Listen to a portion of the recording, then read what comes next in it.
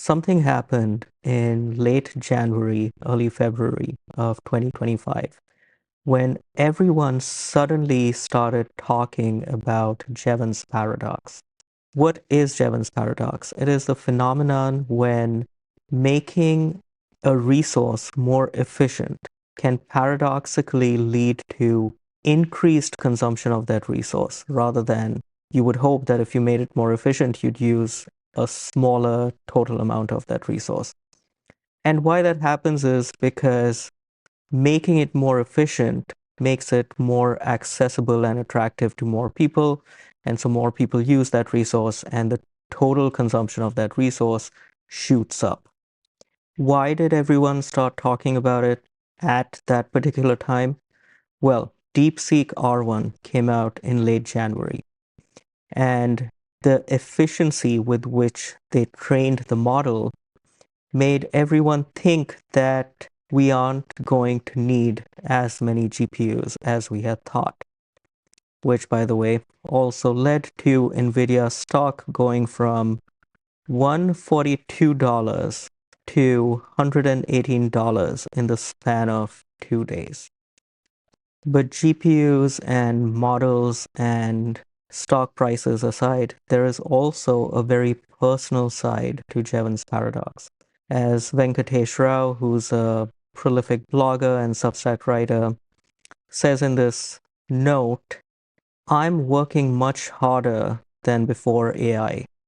I was lazy and low productivity before because I couldn't afford graduate student assistants. And of course, the graduate student assistants he's referring to here are the latest models, things like O3 and Gemini 2.5. Tina He, also on Substack, wrote a lovely post about this. I'll link to it in the description, where she talks about how this plays out at a personal level.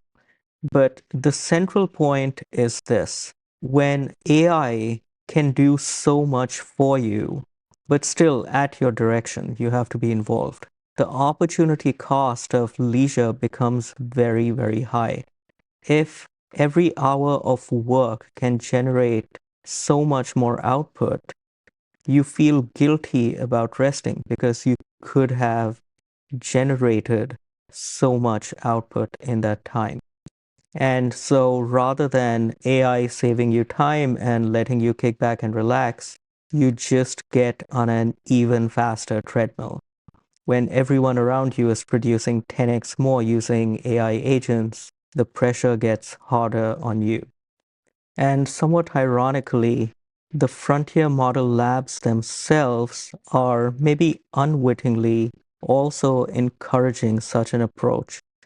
If you look at the best practices for using Claude Code, which is Anthropic's command line agentic software engineer, they mention that one of the best practices is to parallelize the use of Claude Code. So, as they say over here, have multiple checkouts of your repo in separate folders, start Claude in each folder in separate terminal tabs, cycle through to check progress, and approve deny requests.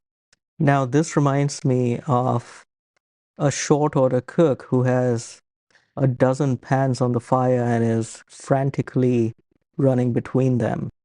But then you could go a step further and say, well, why do you even need the human software engineers to cycle through and check progress on all these parallel Claude instances? Couldn't you have an AI agent do that?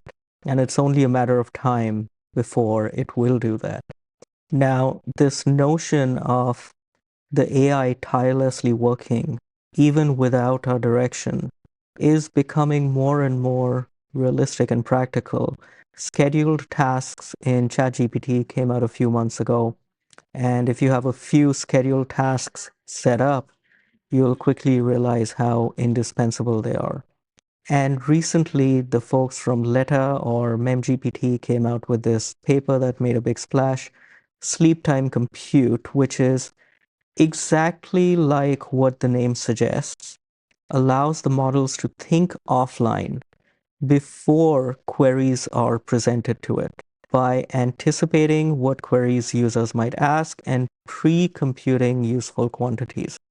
So they're trying to look at all the context, all the data they have access to, and trying to pre-compute answers to likely questions.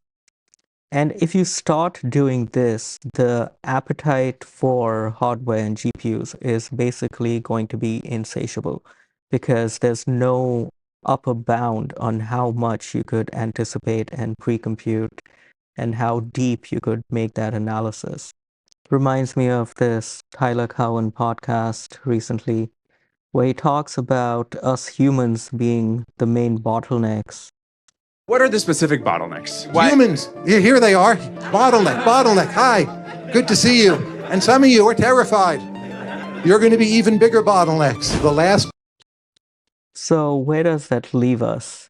I love the way Tina he framed the conclusion of her essay, which is that in a world where Jevons paradox at the personal level just squeezes your time more and more, the only logical alternative is to step off that treadmill. As she says over here, the most game optimal play in the new system is actually to become relentlessly, unapologetically you. Let me know your thoughts in the comments. Thanks.